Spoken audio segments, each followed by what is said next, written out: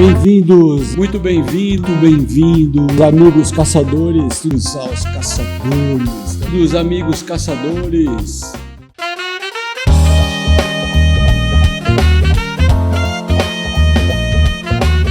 Muito bem-vindos, muito bem-vindas aos caçadores, mais um episódio dos caçadores acontecendo aqui nesse espaço incrível que é o Museu Fama, aqui em Itu, em frente a essa obra maravilhosa de Paulo Lobo, essa coisa incrível, né?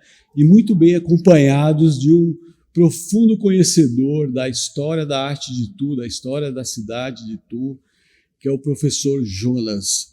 Professor, muito bem-vindo, muito obrigado pela sua presença. É um prazer recebê-lo, conversar com o senhor, né?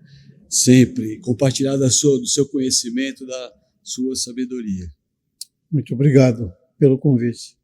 É sempre um prazer falar de Itu, da arte de Itu, mas mais do que profundo conhecedor, eu sou um pesquisador, um estudioso da história e da arte de Itu. Sem dúvida, né? O senhor, além de tudo, tem esse conhecimento testado, né? Pesquisado, né? Primeiro, o senhor se apresente, né? O senhor Jonas Soares é o nome completo? Não, qual é o seu nome completo? Meu nome completo é Jonas Soares de Souza. Soares de Souza. Existiam umas famílias importantes no Nordeste, Soares de Souza, e meu pai brincava com a gente. Nós somos só Ares de Souza, né? Somos mais humildes. Só Ares de Souza. Ótimo. Mas essa família aqui da região, de Sim, Itu, da região, Salto. Itu, Porto Feliz, Uhum. é desta região. Muito bem. E aí eu queria bater um papo com o senhor sobre exatamente a história da arte aqui na cidade, né? A gente sabe que é uma cidade que muitas vezes muito mais conhecida pela história, brincadeira do gigantismo, das coisas gigantes, mas que por trás disso tem uma enorme história cultural, artística, né? Sim. E aí o senhor, como um conhecedor toda essa trajetória, eu queria voltar e remeter lá acho que é século XVII, né? Quando começam surgir as primeiras igrejas e ocupações artísticas, arquitetônicas no espaço, e especificamente sobre Frei Jesuíno do Monte Carmelo, que para alguns, eu já ouvi essa frase, aí o senhor pode me dizer se isso procede ou não, pode ser considerado o aleijadinho do barroco paulista. Ele isso foi, mesmo? Ele foi um artista múltiplo, né? Ele foi pintor, entalhador, pode-se dizer que até arquiteto, né? Músico, poeta, enfim, ele foi um artista multifacetado, não é? E o Mário de Andrade, que foi um estudioso da obra do Frei Jesuíno, o primeiro grande estudioso da obra do Frei Jesuíno, dizia que a arte dele passeia, né, por um pouco do folclore para o erudito, mas não deixa de ser um artista de grande importância para o barroco paulista, não só para Itu, mas também para São Paulo, onde existem obras do Frei Jesuíno, e em Santos ficou alguma coisa, mas em São Paulo, na igreja da Ordem Terceira do Carmo, as obras do convento do antigo convento de Santa Teresa, que atualmente estão entre o Museu de Arte Sacra e a Pinacoteca do Estado, não é? Mas Itu a cidade é privilegiada porque tem não só obras na Igreja do Carmo, o que resta da pintura do Padre Jesuíno no forro da Igreja do Carmo, e as obras na Igreja do Patrocínio, né, as obras dos santos carmelitas que ele pintou para a igreja, que ele planejou, ele compôs música para a inauguração da igreja e é tido como o autor do traçado original da igreja, né, para a qual se empenhou na construção, mas que não chegou a assistir à inauguração. Ele morreu em 1819, a igreja ficou pronta em 1820, né? E na igreja matriz, né, as obras que ele, os painéis laterais do altar-mor e os trabalhos que ele desenvolveu com o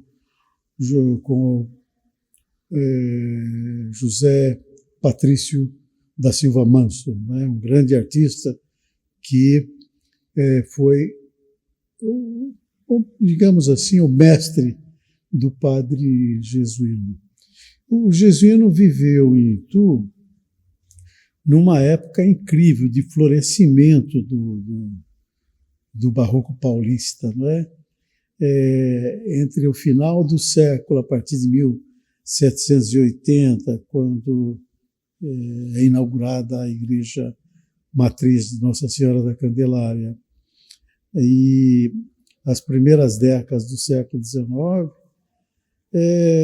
Itu reuniu o padre Jesuíno, Patrício da Silva Manso, o Matias Teixeira, um outro artista, e logo depois temos, no início do século, nas primeiras décadas do século XIX, a presença do Miguelzinho Dutra, também um artista multifacetado, né? Um pouco de arquiteto, aquarelista, músico também, né? Músico, né? Então, Itu viveu uma época de esplendor que vai do barroco, né, ao início, ao meados do século XIX. Miguelzinho se muda de Itu por volta de 1840, né, e vai residir em Piracicaba, mas ele deixou um acervo incrível de obras, né? Ele é o primeiro, digamos, documentarista visual de Itu e de cidades paulistas, né?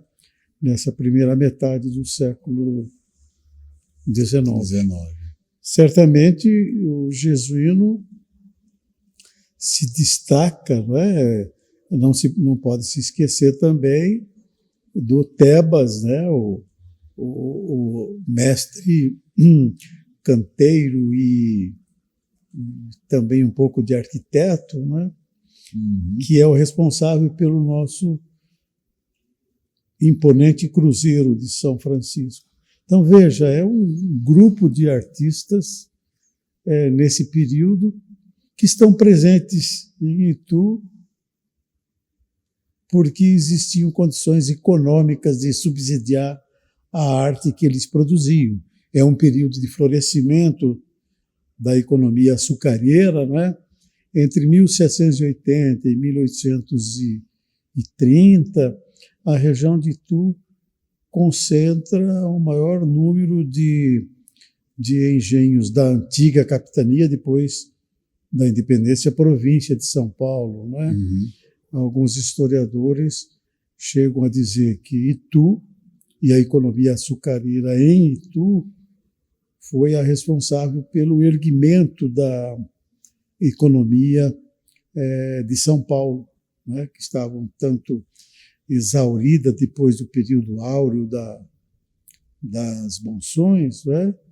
A economia açucareira, os canaviais ocuparam imensas regiões em Itu, né, e nas adjacências, Porto Feliz, e até os canaviais em direção a Jundiaí, né, e atual Piracicaba, Capivari, toda essa região, que, aliás, vai se desmembrando do grande território que era o antigo termo de Itu, ou, digamos, município de Itu, do século XVIII, né? Vai se desmembrando e dando origem a uma série de cidades. Mas a economia açucareira fortaleceu a economia da região e, simultaneamente, a economia, ao açúcar, aos canaviais, e na terceira década do século XIX começam a surgir os cafezais. Café. Algumas fazendas compartilhavam suas terras entre cana e café. Né? Outras, o café acabou dominando e aproveitou todas as instalações, adaptou as instalações da produção do açúcar para a produção do café. E é um período que continua enriquecendo a cidade, não é? Sim, volta a enriquecer, volta continua, a né? enriquecer, a cidade se desenvolve, surgem escolas famosas como o Colégio São Luís, o Patrocínio. É o período, no final do século XIX, que se destaca o Almeida Júnior, não é? Então, aí vem o surgimento desse artista, né? O Almeida Júnior. Enfim, né? É um contínuo de manifestações artísticas que começam a desabrochar nas décadas finais do século XVIII e atravessam o século XIX e invadem o século XX. Não temos notícias de manifestações artísticas anteriores, porque a arte indígena e depois a arte dos negros escravizados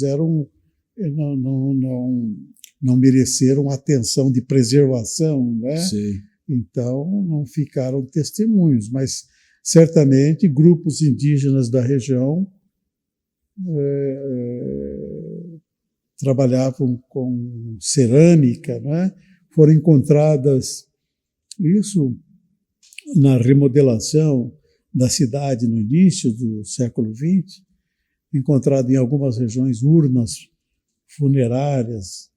Mesmo tenho notícia do encontro de urna funerária feita de cerâmica. Urna funerária parece aqueles imensos vasos, né? Uhum. Que alguns grupos indígenas utilizavam para depositar os ossos dos seus mortos, antepassados. Né?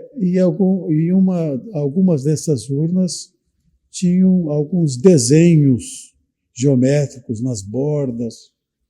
Não sei o paradeiro delas. Eu me lembro que uma foi transferida para o Museu do Ipiranga, mas isso na década de 40.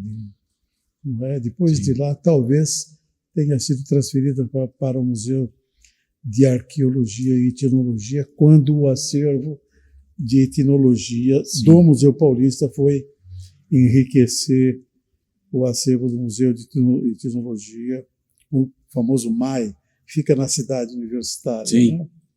Então, existem indícios de uma arte primitiva, indígena, digamos assim, indígena. Primitiva em termos de tempo, né? Lá atrás, ancestral. Né? E certamente homens e mulheres escravizados também produziram sua arte, não é? Legal. Mas, para quem não sabe, não sei se foi dito aqui na nossa conversa, o professor Jonas é museólogo de formação, sim. É isso, né? Sim. Sua formação original é como museólogo, é isso? Museologia voltada para museus de história. Hoje a museologia é bastante complexa, né? Sim. Já estou afastado, mas continuo. Sim. A minha formação foi diretor aqui do Museu Republicano, que, para quem não conhece, um dos maiores acervos da história da República, da história da transformação da antiga monarquia em república, que, né, passou por aqui, por Itu, tem aqui os seus ícones aqui, arquitetônicos, e o museu da República, né? É. Que o senhor foi diretor. O Museu Republicano tem um acervo valioso, né? Tem uma biblioteca esplêndida, tem um acervo documental muito grande e variado, que permite pesquisas e estudos sobre vários aspectos do universo do trabalho, da sociedade, da economia e da política, não só da região, mas como do país. E um acervo de objetos fantástico, não é? E é um museu ligado à Universidade de São Paulo, não é?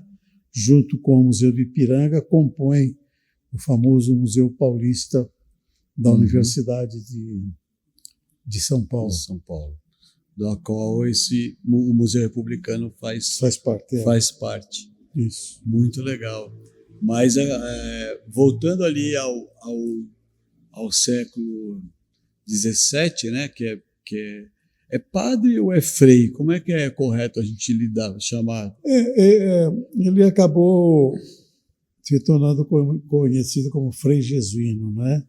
Ele tentou entrar na ordem carmelita, não é? Mas ele não dominava o latim, não foi ordenado padre, não é? Mas ficou conhecido como frei jesuíno do Monte Carmelo, não é? E alguns o chamam de padre, outros de frei, mas ele era um carmelita devotado e quando se aproximou dos carmelitas, começou a fazer trabalho para os carmelitas já em Santos, depois em São Paulo. Logo depois do falecimento da esposa dele, ele se dedicou totalmente à ordem, né? Trabalhando na produção de arte, nos cuidados com conventos e templos carmelitas, né? Especialmente a Ordem Terceira em São Paulo, e depois em Itu. Aqui em Itu, né? Mas ele era de Santos, né? Natural de Santos. Natural de Santos. E tem uma curiosidade que o Mário de Andrade, né, que foi um biógrafo, digamos assim, dele, né? Que ele é negro, né? Ou Sim, de origem mulato, né? Ou de origem família negra. E o que era também, assim como o Aleijadinho também era mulato também misturado. E ele retratou nas suas obras sacras a sua raça também, transformando anjos que sempre são retratados como aquela coisinha branquinha, fofinho, cacheadinho, de olhos azuis, não é isso? No teto lá da Igreja do Carmo, tem lá num canto lá um anjinho com traços assim de branco, mas mulatinho, né? Mulatinho. A história do jesuíno de Monte Carmelo é muito interessante. Ele é sobrinho, a mãe dele era sobrinha do padre Bartolomeu Gusmão. Bartolomeu Gusmão, irmão do Alexandre Gusmão. O Alexandre Gusmão foi o grande estudioso das fronteiras do Brasil, não é? E demarcador das fronteiras do Brasil. E o padre Alexandre Gusmão ficou conhecido como inventor. Ele criou, ele era apelidado de padre voador. Ele inventou uma passarola que era um objeto, um tipo de um balão que tinha o formato de um pássaro, né? E com o qual ele fez demonstrações de suspensão no ar, né? Olha que loucura. Em Lisboa. Ele inspirou aquele padre lá do Rio Grande do Sul que decolou, cheio de balão. Mas o padre voador tem uma história. O padre Tanto que o jesuíno tem o Gusmão no nome original de batismo, né? Jesuíno Francisco Jesuíno Francisco Guzmão. É isso daí. Tem o Guzmão no nome Guzmão original. Depois que ele entra para os carmelitas, que ele assume o nome de Jesuíno de Monte Carmelo. De Monte Carmelo. Mas é um artista fantástico, né? Tanto na produção musical, que foi muito estudada por musicólogos como o Régis Duprat, né? E o professor Roberto de Francisco é um estudioso da obra do Frei Jesuíno, tem um trabalho sobre isso, e no coral Vozes de Tu, que ele dirige, ele apresenta composições do Jesuíno e do Miguelzinho Dutra, né? Trabalho incrível que esse coral faz sob a direção do Roberto de Francisco, né? Sim. Mas o trabalho, a biografia que o Mário de Andrade fez do padre do Jesuíno do Monte Carmelo foi um trabalho pioneiro que ele publicou em 1946 no formato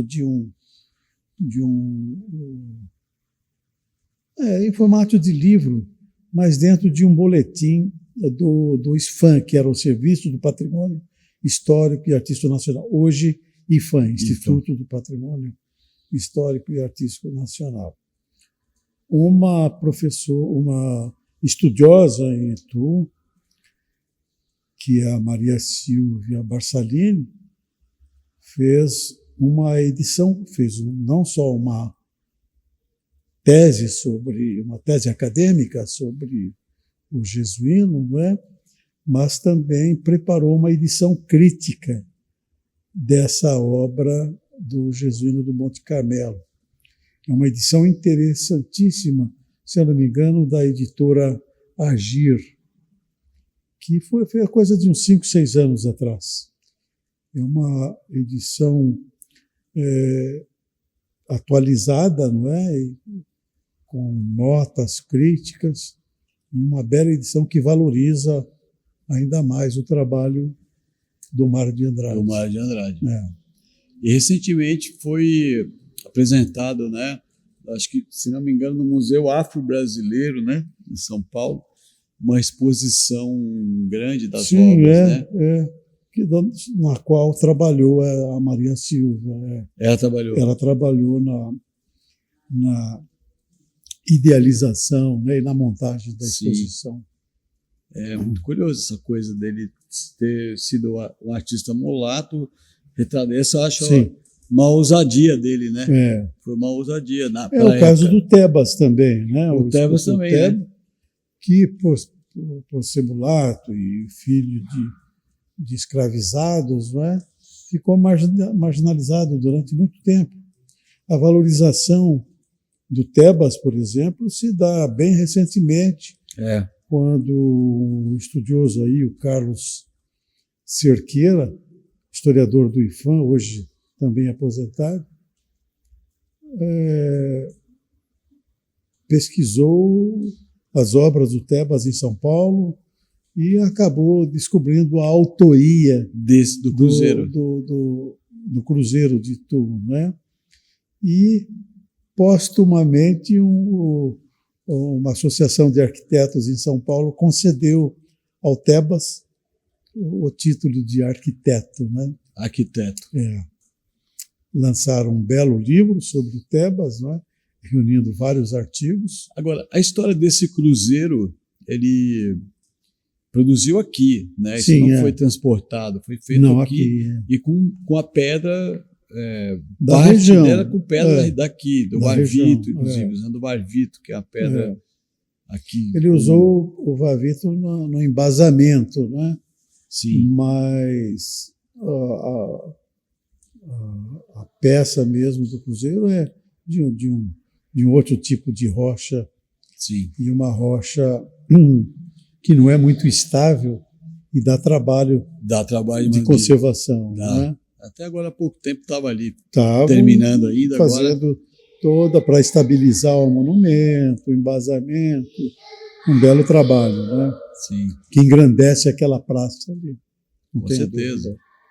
Não, é imponente. Agora que ele está sem a cerca ali. Sem aqueles tapumes. Sem os tapumes, né? Cresceu o monumento. Ficou um tempão com tapume aquilo ali, né? Bom, professor, agradeço muito a sua presença, seu tempo, sua disponibilidade, sua paciência para contar sobre essa história incrível aí da arte de Itu, da arte, vamos chamar de ancestral, né? Porque tem todo aí um passado que traz ao que hoje temos aqui de um cenário, de estar nesse ambiente aqui de arte e cultura, talvez seja um reflexo dessa herança. Não né? tenha dúvida.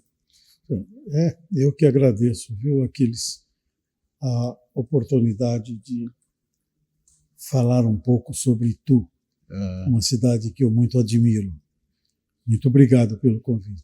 Eu que agradeço. Muito obrigado. Volte sempre, vamos marcar outras para outros artistas. Vamos falar de Almeida Júnior ainda. Almeida Júnior dá um episódio inteiro. Muito. Né?